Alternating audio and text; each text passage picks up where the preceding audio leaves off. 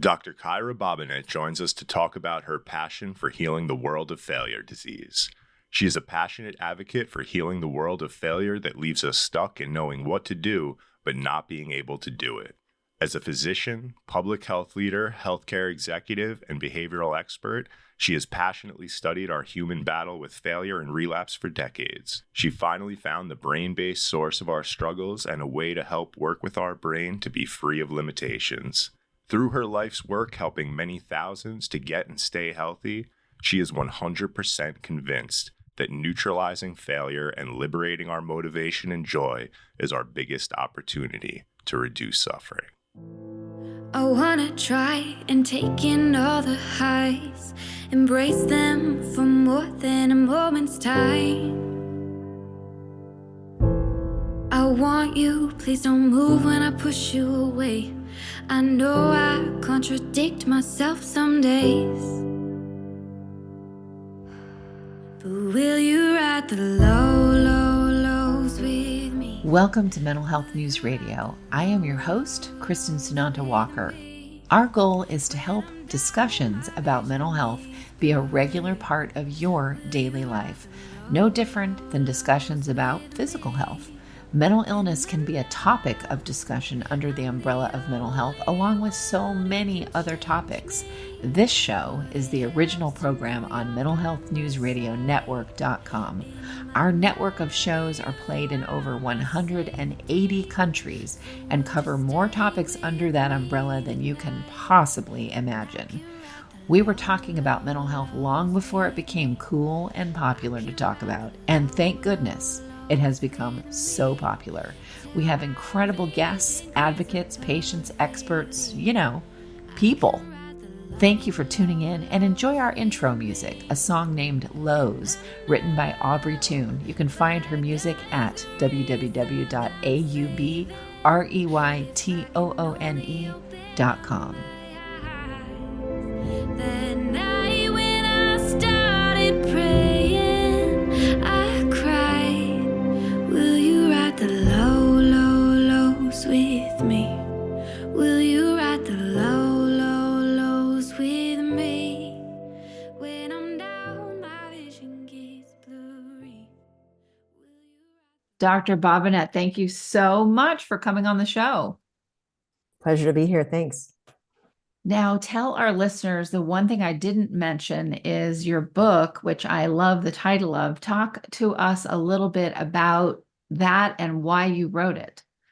Yeah. So the book is called Unstoppable Brain. And the sort of impetus for the book, the thing that really catalyzed it for me was that I came across some neuroscience that really changed my understanding of human behavior fundamentally.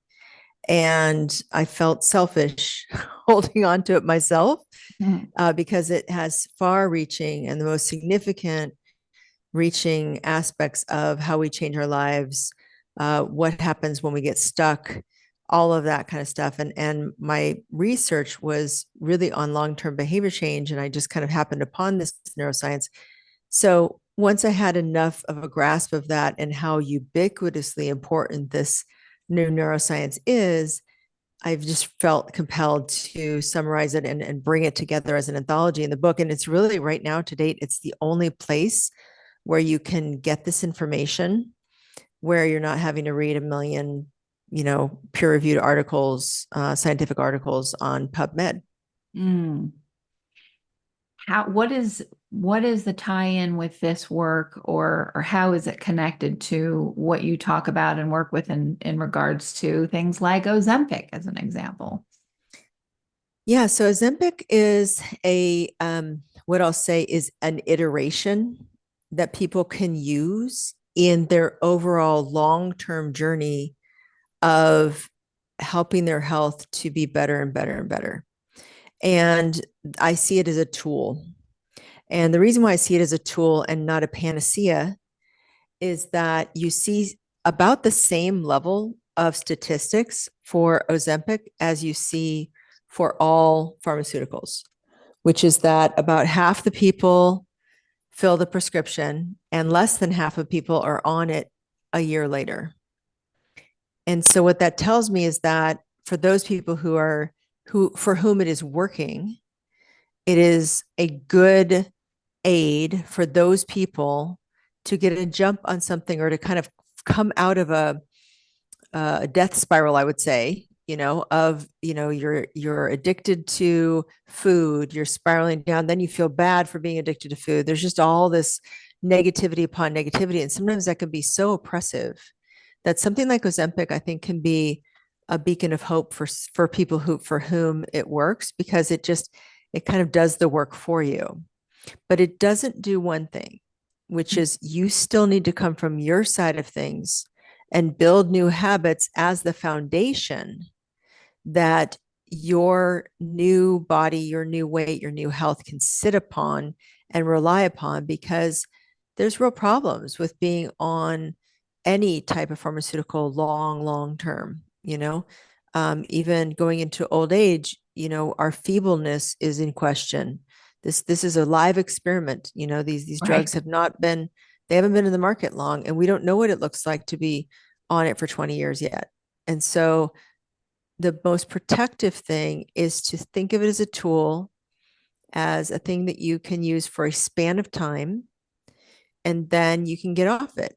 But you can't just get off it because, you go right back to eating a whole pizza, in one sitting. You have to use the time where it's working for you to enhance your life and to have a foundation of new habits upon which to live. I think it's interesting. It reminds me of when a really great psychiatrist I had told me, look, I need you to get to a certain place with me, but you're not going to be able to get to that place and use all these tools that I'm going to teach you with, you know, cognitive behavioral therapy, all the tools that a therapist hands to a patient that's had severe trauma. We're not even going to be able to get to you being able to use those tools until we get you on an antidepressant. Mm-hmm. Then you'll be able to utilize these tools, and then you'll probably be able to come off of the antidepressant. Mm-hmm. That Mm-hmm. made so much logical, rational sense to me, Right. and I kind of apply that over to this as well. Am Right. I making a leap that shouldn't be there? No, you're spot on. I call it like you can't stand up if you don't have a floor. Exactly. And so you need some ground to stand on. And some of these medications are really helpful. That's the perfect use case, by the way, for SSRIs, serotonin reuptake inhibitors, so that you can stabilize the brain, because the brain really gets into a spin, it Yeah. gets into a free fall, if you will, around addiction, around mood disorders, as we call it, around mental health issues. There's real OCD is another one. Yeah. PTSD is another one where you're in this ADHD. loop. Yeah. ADHD is another one. Thank you for bringing that up.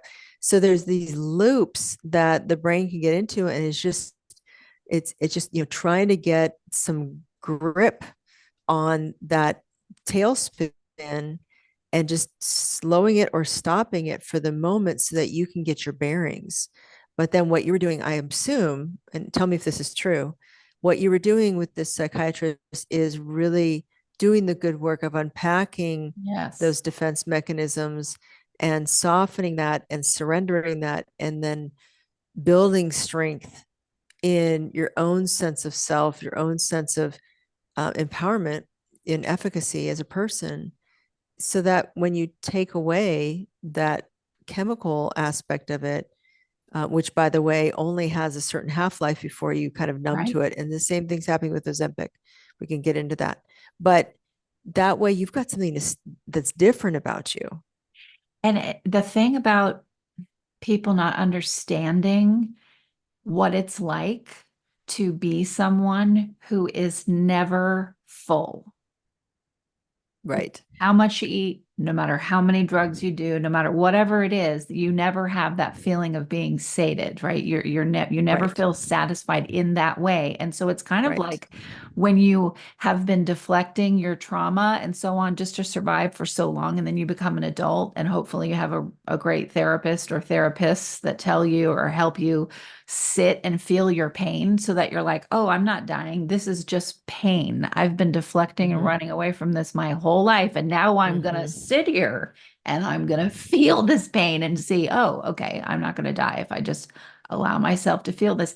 It's kind of the same thing with feeling full. If you've never felt that you can remember, and then all of a sudden you go, oh my God, I only ate 2 bites of something, or I only ate half of something instead of the whole plate. What is this weird feeling right here in my middle that Hmm. feels full? Hmm. Hmm. Feels full. And, oftentimes, very often, one of the main things for overeating in particular and eating addiction is defending oneself from the world. Yes. Sometimes there's a trauma involving, like, very, very heavy in my family of origin. Not me personally, but lots of sexual violation. And there's almost an unconscious impulse to say, you know what, I'm going to make myself so unapproachable in Yes. that area. And it's really smart, Oh, for a I'm so while. proud of myself that Yeah, I like, became big as needed. Like, oh, right. I don't want to be It's attracted to like, anyone. it's to be free. It's to be Yep. free from that attack. And that's all the young self or the little self could dream up in that moment, not Yep. having any other tools. Exactly. Exactly. How amazing are we that we figure this stuff out? Right. If only we, had this thing, this group of people that usher you into adulthood to go, okay, all of the good for you. You coped, you're still here, but now we need to unpack all of those things because they're really going to hurt you as an adult. Right. Like, that was really smart, but not sustainable. Right. So let's switch gears now. Like, great, bless it. And now let's iterate. And in my research on iteration, that to me is the holy grail Mm. of people being able to live how they intend to live and how they want to live. Talk to us about that iteration. Yeah, it's a new word for a lot of people. It comes from my research with frontline workers in the world's largest retailer. And I was studying what was it that made people successful who faced every what's called social determinants of health in public health. It's all of the food insecurity, which I had as a child, poverty, maybe family disruptions of all kinds, violence, homelessness, or being unhomed for periods of time, home instability, all those kinds of things that are called collectively adverse childhood events, ACEs. And there's an ACEs quiz online if anybody's interested and hasn't tested what their ACEs are yet. It might be a good mirror to understand, like, appreciate what you've been through. Right. It's Um, yeah, when you see some of you see like I did, mhm. like, oh, how high your score is, you're like, oh, got it. Yeah, yeah, and not to trauma bond with you, but I my score is a 7 out of 10, so Yeah, I'm in the high I was risk an 8, so category. we are right there. Right there, Yes. right there, sister.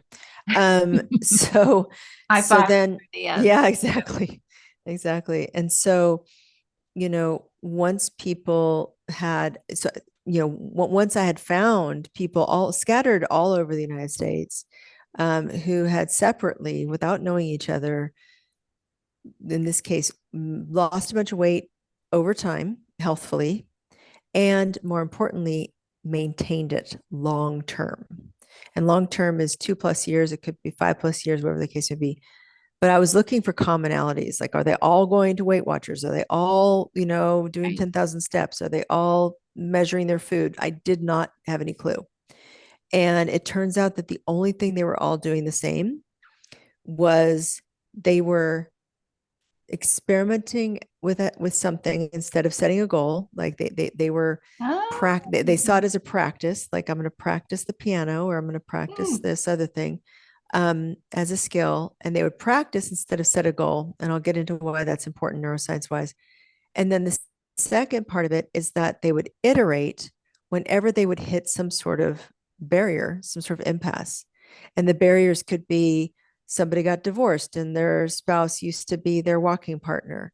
It could be that somebody changed jobs or moved and they got away from their gym or their particular food sources that worked for them, and now they're in a food desert, whatever the case may be.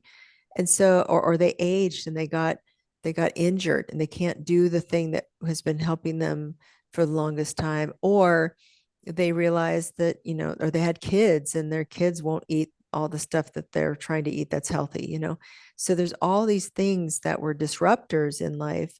And to a person, the successful people iterated, which means they adapted what they were trying. They tinkered with it. They tweaked it. They kept making adjustments, whether they were big or small adjustments, didn't matter, in order to keep in effort on their practice.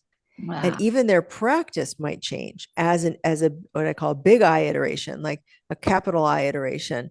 They might change from trying to work on their food to exercising, because food just is too much of a trigger for all of their deprivation and insecurity and in desperation for food. Maybe I'll shelve that. Maybe I'll get a little bit of feeling good about myself by working on my steps. I'm working on my walking, whatever the case may be. Then they would go back to the food as another iteration. So this is the cleverness that I saw in nature. And about, up to 20% of people do this naturally, and then 80% don't. That is And so so, interesting to me yeah, because I think a lot of neurodivergent people would certainly have a struggle here because of all of the things that come with neurodivergence, but also maybe a little leg up because of all the ways that we already are trying to figure out what the heck is going on in our lives, and we have to adapt and overcome without even realizing it. Often when we're late diagnosed, but it's kind of interesting how pliable a group of people, like how pliable have they had to be just in life in general, and what has happened to them, or what were they born with that maybe gave them a leg up on being a little more pliable, that would might be seen as a disability by the outside world. yeah, and I would even phrase that a little differently, which is that the pliability is a choice, a response. You can also get rigid Right. and victimy and Right. disempowered. Like there's that whole thing, and that's Well, happening to the majority of people. hmm. So the majority of people are ending up going to a place where they feel victimized and burnt out. Any sort of negative experience, whether it's frustration, feeling like they failed, relapsing in the case of addiction, or even relapsing if something's working for you and stop doing it. That's a Right. relapse. All of that negativity is the predominance right now, because we don't have the right view. We don't have the right approach Our to perception's off. we're working against the brain, is how I put it. Interesting. Working against our brain. And is it working against our brain because that is just the nature of how is it a chicken and egg thing? That's the way our brains are created. And so we are just always going to hit our head against a wall about it? Or is that a way that we have, with the way society seems to be, or whatever, other factors that make it to where we've evolved into this behavior, but it is not inherent, meaning it's not something that we were just born with and we've got to work against that. So it's twofold. One is that we don't know a certain area about our brain, a certain area of our brain that is new to us. And the word hasn't spread, so we don't know how to work with it. It's like driving a car, but not knowing there's a brake pedal. It's Interesting. that fundamental. And then you're pushing on the gas, you're pushing on the gas, but the brakes are on and you don't know what brakes are. You don't know, you've never heard of brakes. Hmm.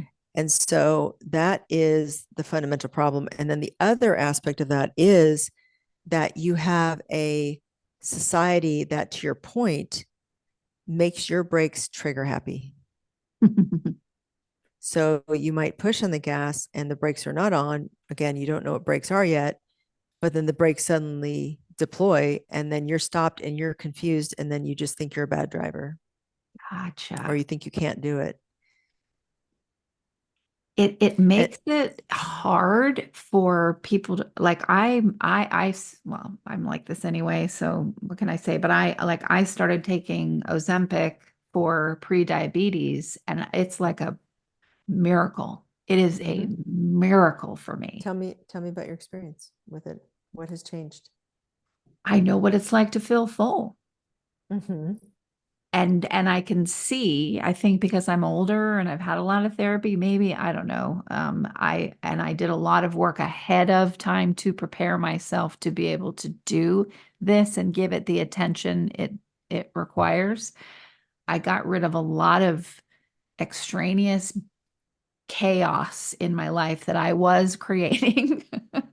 So I'm not blaming it on anyone else. It was all me. But got rid of it and got real quiet in my life, real Mm, quiet. yeah. And now so I could do this. Mm-hmm. But when I made the choice to do this, which was December of around Thanksgiving of last year, I was so ready. And I was so ready in the way that you're talking about when it's different. I was ready to be like, okay, I'm going to hit set points and feel like I'm just supposed to be overweight the rest of my life. That's just the way it is. I'm going to hit all, I knew ahead of time what my gotchas are so that I could be very kind. I did not allow myself to go, look at you going to the fridge again or all those things. But again, age, lots of therapy, got my life quiet. I think it's something that you really have to plan for and say, I am going to take this seriously because it is a big deal to inject something into your body that changes your second brain, is how I look at it. And it requires so much little teeny nuance changes all throughout the day to make it happen. You can do it without paying attention to all that, but I don't know that you do it successfully. Does any of that make sense? Or was that like a garbled ADHD mess? No, it wasn't. It didn't feel ADHD at all, actually. Felt very clear. What I'll say is that the the secret hiding in plain sight that this and other things that cause somebody to be able to change their life is doing is the failure is the problem. Right. What you're describing is that Ozempic, as a downstream daughter molecule of something called oxytocin, which is our way of feeling belonging and love. And it controls our metabolism, it controls our homeostasis, it controls sleep wake cycles, all of that with oxytocin. And so it makes total sense that Ozempic, as the daughter of oxytocin, the GLP-1 peptide, as the daughters of oxytocin, are able to have such broad sweeping mental health improvements, Mhm. mental clarity. Like you said, the gut brain is working well, the cravings are down. It's a hormone. Yeah. To all the time that you don't spend, that was something else too. You know this from addiction. The behavior doesn't necessarily go away. We just learn how to channel it into other things, healthier things, right? So the fact that I have not had a drink since I started this is amazing and have no desire whatsoever, even just, for like a little glass of wine, Mm-hmm. nothing. Mm-hmm. Absolutely feel done with that. Now, I'm not going to Mm-hmm. be stupid and say I am done because you never know. I know about addiction, Mm-hmm. but it's kind of amazing when you get those first wins And when you don't know to look for those, you just look at failure, failure, failure, failure. Oh, I'm still doing this, and you don't like turn your head and go, wait a minute, there's a win over here. It may not have to do with my weight, but holy God, that has been controlling a part of my life forever. And it's now lessened or gone. Yeah, I don't know if you want to go into the the whole how this is all connected. Oh, heck yeah. Okay. Share your Okay. smart. So Your brain is on fire. Share it with everybody. well, I just feel like my whole job is like to defail, de-shame, Oh, de-blame people thank because you. it's totally the wrong way to think about things. So if you are listening to this and you feel like a failure and you feel ashamed and you feel like a lot of self-blame, I'm here to say that you're completely wrong about that. You're completely wrong about that. And that may be a hard thing to hear or swallow Mhm. because you're so attached to flogging yourself. Yes. But I am sincerely appealing to your open mind right now. And I want you to hear me out because this is what's going on in your brain. This is what's going on with your body. Okay. So number one is that we didn't know about a mechanism until about 10 years ago that is responsive to failure in our brain. So there's a new little area that is exploding in the scientific research called the habenula, Habenula. All you have to think about is that it's the anti-reward pathway. Mm, And its job is to do two things. One is if you have an experience in your life that doesn't work out for you, you perceive that it is not working out for you, that sends a failure signal to this area of the brain, and this very area of the brain will turn on.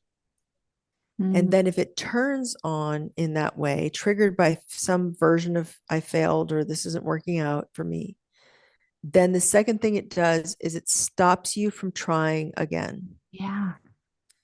And so then you're stuck. And then what happens is that it also controls depression, anxiety, OCD, in neurodivergence, autism spectrum disorder, it is twice the size of a normal person. Right. In heroin addiction, it is half the size of a normal person. And so it is the strongest central control button for what we do and what we don't do, because it is the neural location of aversion. And aversion is twice as powerful as attraction. It's a defended state where you're like, nope, not going to go there. In animal behavioral science, they talk about like approach and avoid. This is the avoid side of the equation. In behavioral economics, they have proven that loss is twice as emotionally impactful as gain. And that means that this is twice as potent as your reward pathways, as your dopamine pathways. It has the ability to trump all of that. Wow. And so the reason why you're not a failure, the reason why there's no reason to blame yourself, the reason why there's no reason to feel ashamed neuroscientifically is that you have been tripping your habenula, this little failure detector, unknowingly, unwittingly, not realizing how consequential that is, and just letting it sit on in the on position and destroy your life. Wow. So And all of it this is, stuff about how you're not doing it the right way, and you're taking the easy route by taking one of these drugs, and you're doing all of that is you just debunked. right. Because basically, I'm saying that anything that lowers your burden of failure self talk or failure subconscious perception is going to reduce this part of your brain being on, and you want it to be in the off resting position. You don't want to poke the bear. Because if you poke the bear, then all these symptoms come up. And because it's driving, it is the cause, is what neuroscientists are finding out, the cause of depression and anxiety. We used to think it was in the prefrontal cortex. You might have heard of this. Yep. The rumination centers. But that, the way I think of that is that it's just a cloud system, but the habenula is the lightning strike to ground. Let me make another leap. And listeners, you know, this could just be me and my not having the education that our guest has, but I'm going to make this leap. So, and you can tell me whether it's too far of a leap. Kristen, you're going for a leap over the Grand Canyon, not a puddle. Okay. In terms of people who have been in horrific relationships with someone who is, let's say, diagnosable malignant narcissism, just the worst kind of, where you're basically with a cult leader. And that's who you're married to, or that's who your boss is, or whatever. With what you're saying, it seems like this would be helpful in those kinds of relationships as well, because of what it's helping you do internally. Is that too big of a leap? Nope, you are, and I'm going to extend that into something else more relevant to them, which is that when someone else you're in a relationship with has power over you and can control you, this is the way they're controlling you. This is the exact way they're controlling you, is some shade and flavor of failure.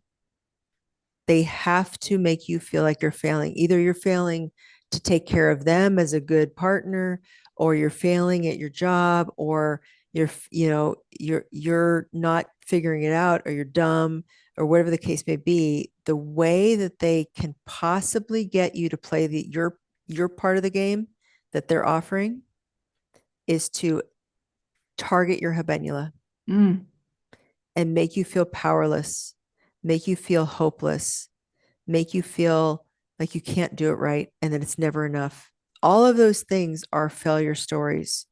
And because of our childhood and trying to people please or just be safe, we will fall for it because we don't know about this part of our brain. And I call it like, don't let them grab you by the habenula, because it's like those little piercings in a camel's nose that they use to move them around on. I'm telling you, I'm such a minor bird that I'm going to be saying that. I'm going to get a t-shirt that says, don't come near my habenula. Stay away from my habenula. Off limits. My habenula is off limits. And I'm happy to edit this out of this show if anyone's more comfortable, but I wonder if, I'm not going to go all the way there with where I'm going, so don't worry. I'm just going to say it lightly. I wonder if this rise of the Me Too movement and some changes politically and so on was helped in terms of the empowerment that I see going on.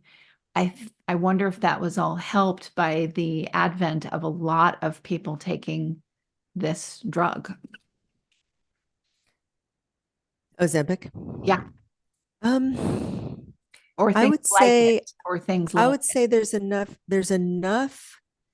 Well, I don't know. I have no idea. And I can't speculate on that at all. But what I will say is that social media has changed the social dynamics in a couple ways that made Me Too available to the population. One is that somebody could say something, a famous person, a famous actress, whatever, and that could echo out across a bunch of people without her, in this case, having to be directly, treated like a witch hunt, Right. And once one says that, then another. And so they collectively piled on with their shaky courage that got stronger and stronger the more other people, and that's why it's called Me Too. It's because that happened to me too. That happened to me too. Yep. And then people came out of the closet with it, Whereas before, the failure, and again, I have to emphasize this to Yes. everybody, the failure language in people's heads was, well, if I speak up, I will be blamed. Right. If I speak up, I won't be believed. And that's where the abuser grabs that person by the habenula and controls their voice. Because if they say, you know, explicitly or implicitly, if you tell anybody, no one's going to believe you. Right. And you're alone and you're the only one and you brought this on yourself. Those are all control mechanisms to make your habenula lose its motivation to fight back. And this exists in nature. So animals, I have a bunch of turkeys around here, and we have all these like turkey wars where, you know, the males will fight it out for breeding rights, you know, with the hens. And in nature, it's healthy for the beta male to stand down, or else all the males will die fighting. So the standing down is the habenula popping on because I'm failing at this fight. This other tom turkey is stronger than me.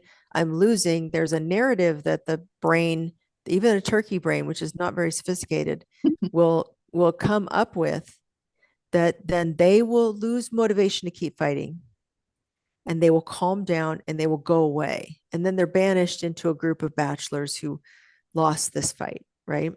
And the conqueror gets to breed, and his, you know, babies get to be hatched, etc. So that's the natural way in nature that this exists. The human version of this gets really complicated because we have psychological warfare and we have memory. The turkeys live in the present.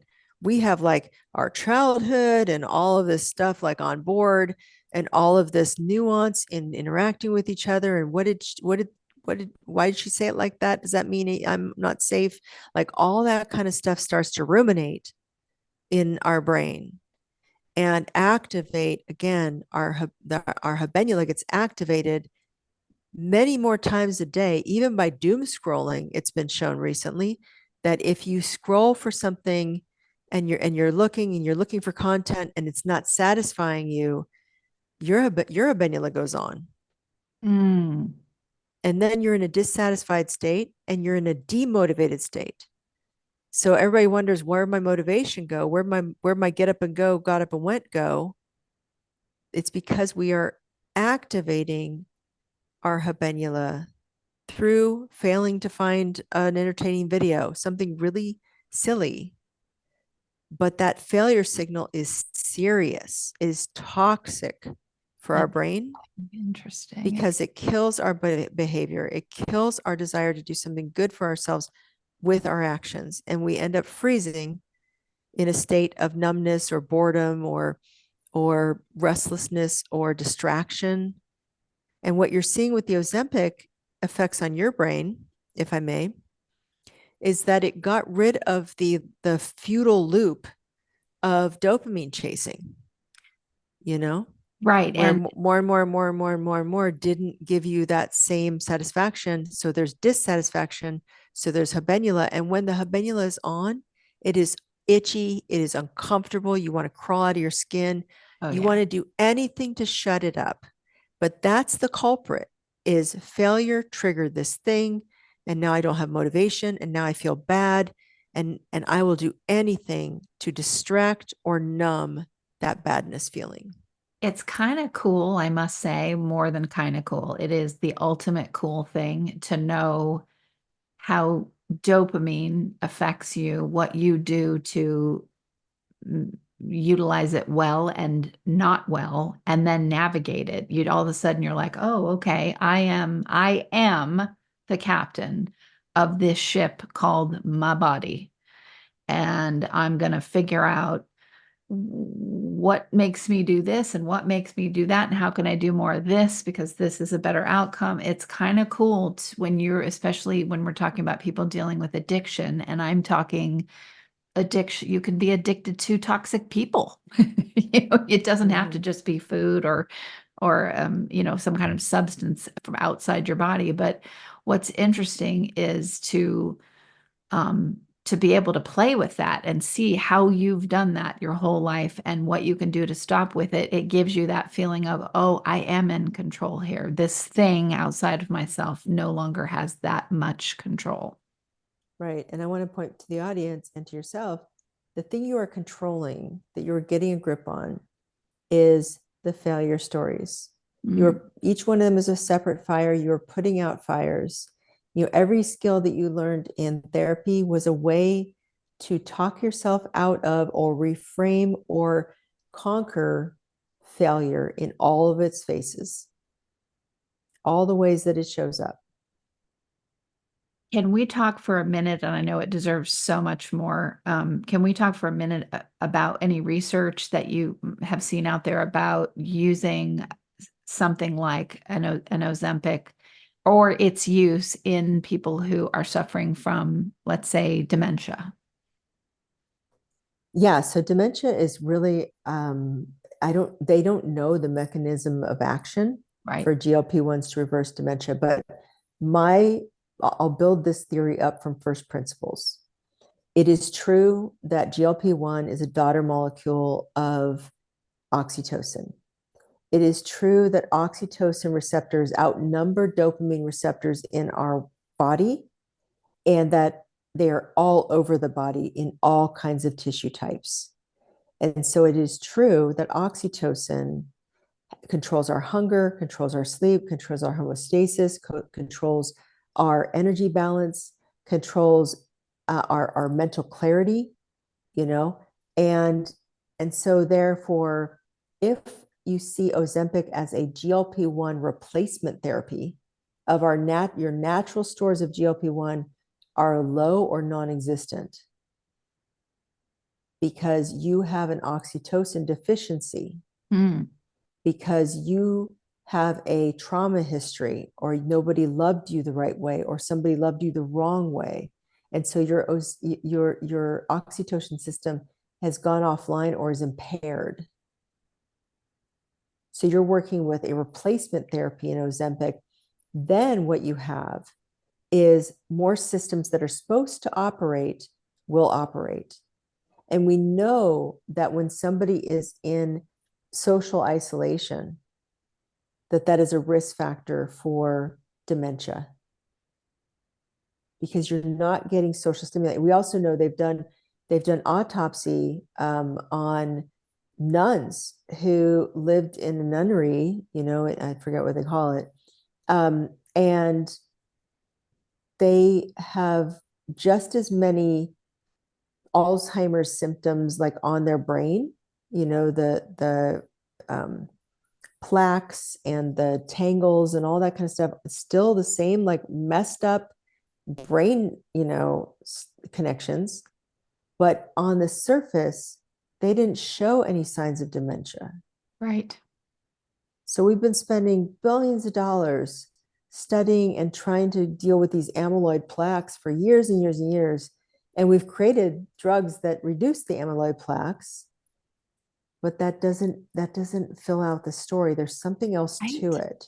Right. And so this Ozempic thing, as an unexpected happy accident, is a clue that opens up that hypothesis from, oh, it's just the amyloid plaques, and if you have genetically amyloid plaques, you're doomed, to, hey, there's something social, there's something hormonal, there's something love related. If oxytocin is the love hormone and somebody's low on that, and that is now possibly associated with dementia, that gives us another set of things to work on and maybe explore and try to fix that way, right?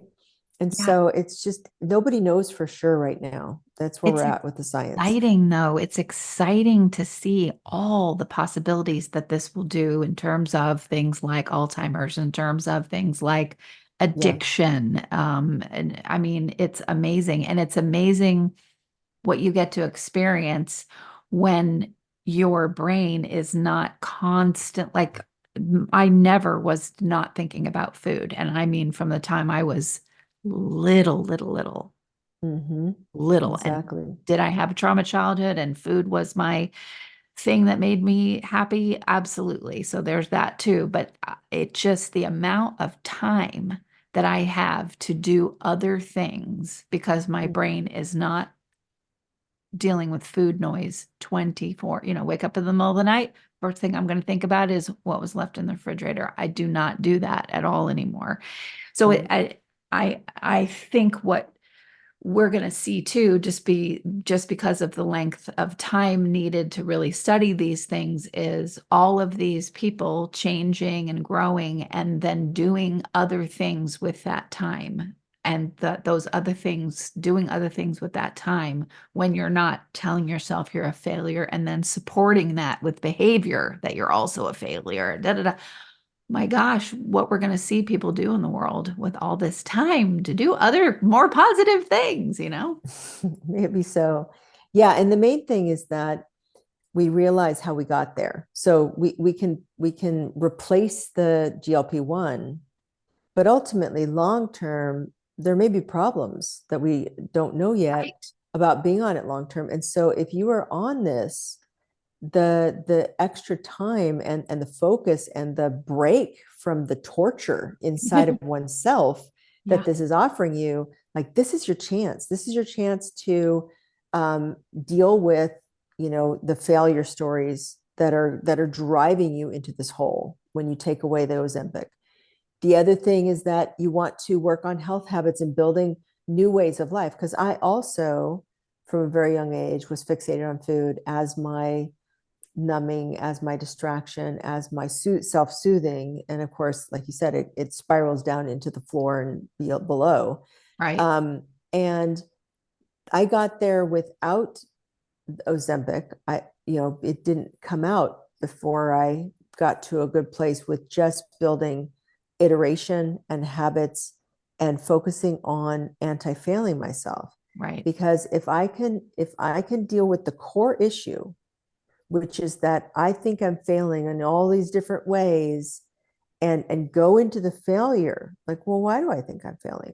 Why does that failure story protect me from what I thought was going to happen to me otherwise?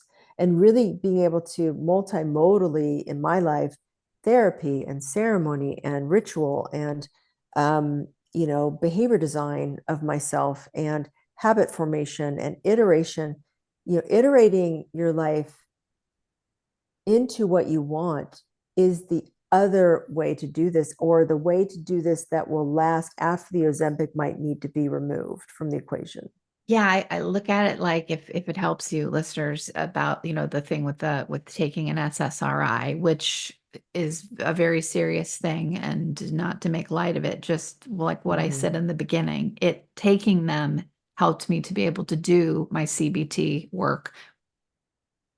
I was too traumatized and depressed, and nothing was going to work. There was no room within me to take in new information that was going to help me. There was no room within me to do tools. I mean, they're trying to make me do things, and I'm looking at them like, okay, I'll do it right while you're standing here. But then I'm so tired. It's an effort to even force myself to breathe. I mean, that's how stressed I was, right? So taking that antidepressant, all of a sudden I had room for these tools to work. And that's how I look at Ozempic too. Oh, okay, now I can really learn about, well, what do we do when we pay attention to our body and when we eat certain things and how they make us feel, and eating at the right time and all those things that you do, like you're saying, to build these amazing habits, so that when we don't take it anymore, we titrate down, whatever it is that you do at the end of your weight loss journey, or not the end, but you know what I mean? Those things have a better chance of sticking around, those habits that you've developed. Right. If nothing changes, nothing changes. Right. And so if your plan isn't to go down with the ship and inject Ozempic the rest of your life, or whatever other newer one comes along and it becomes a pill or whatever the case may be, if that's not how you're going to, take the side effect risk profile of that, then the healthier way to see this is, as you're talking about, like an SSRI, you'll be on it for, the length of time that you need to be able to neutralize failure.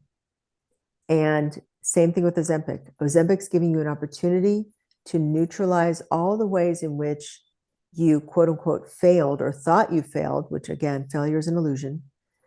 But it gives you time to unpack all of that and to create an immune system to that, so that if you take away the Ozempic, underneath it, you've got somebody who is empowered, who is fail-safe, who is fail-proof, who is anti-shame, who is anti-self-blame, because they've built up those ways of thinking, a different mindset, if you will, and they've built up the habits, a new way of life. Right. So that it's no longer appealing to live that other way. They've really evolved underneath the Ozempic. But it's the most important thing is to evolve and iterate on your life and get your life to where it's stable and where it has some solidity to it. So when you remove the Ozempic, there is ground underneath your feet. I love that. And listen, listeners, get this book. I'm listening to it on my walks. Just having this person that we just got to hear, Dr. Bobinet, speak about this in your ear while it's just a lovely reminder of the journey that you're on. So absolutely, you can get Unstoppable Brain everywhere. But please, how can people find you, hear more about you, all of those things? Yeah, so my primary personal website is drkyrabobinet.com. And on there, there's a quiz to test how strong or weak your iterative mindset is. And that will give you an indication of how much you're really triggering this part of your brain that you never knew about until now. And that's really the most important thing, is that you're able to see that there's no salesiness. I'm literally doing this as a public service. I'm not making money on the book. I am losing money on the book, but I felt that it was, well, not long-term, I hope not, but Right. but I'm saying I am funding this to bring this to the people so that they have a chance to see it correctly and to get out of their ruts and to stop blaming themselves, because everything out there is performative. Do your 10,000 steps, or Right. what? If I fail that, then I'm triggering my habenula, then I lose motivation to keep trying. So we are living in a world that is grabbing you by the habenula, and that's the most important thing. So I would say, Dr. Kyra Bobinet, if you want the best, most iterative, and the only iterative focused habit formation app, there is a free software out there that doesn't have any ads, or it does not sell you anything. It is literally safe, and I promise it will stay like that, out there, called Fresh Try. That's my company, tri.com. And we're fortunate enough to make our money in a different way, selling to employers, where we can offer to the public a free version so that they can build the habits they want, and they can get the anonymous, emotionally safe support that they need. Literally, there's no catch. I'm a public health physician. I would not do that to people. This is my life's work, and I have plenty in my own life this is an act of service. So I just want people to realize there are safe places and safe tools and well-meaning tools that don't have gotchas. Yeah, exactly. I love that you just said that. I mean, this network now, other podcasters might do advertising, and that's totally fine. But I made a decision to make it to where it's literally just free. I don't advertise on my show, and I won't, because this is just supposed to be advocacy. It's not that, making money is there's something wrong with it, but it's really helpful right now with all this weird information and information coming from every corner of the world, hitting you on your phone. It's nice to know that there are places out there where, yeah, this is just to help you. You don't have to pay anything for this. Well, it's very generous of you. Well, thank you so much for coming on the show. This is excellent information, and thanks for letting me just sort of have a free for all with the questions. I love it. I love it. It's really what people need to hear right now. And, hopefully this leads to their freedom. Absolutely. All right, listeners, thank you for tuning in. And I'm sure that you will want to hear more about this. So please go check out Dr. Bobinet's website and take her iterative mindset quiz. I'll be taking it the minute that we hang up. Thanks for tuning in. But will you ride the low, low, lows with me? Will you ride the low, low, lows with me? one thing you can always count on at Mental Health News Radio Network and my show is that there will always be dogs around. Why? They are natural healers, excellent for your mental health. The original therapy dog Miles has something to say in just a moment. For now, please check out all of our amazing shows at mentalhealthnewsradionetwork.com and all your favorite podcast apps. Until next time, I'm Kristen Sananta Walker, and thank you for listening. And I can write the low, low, lows with me. I can write the low, low, lows with me. Till my vision clears up perfectly. I can write the low, low, lows with me. Good boy.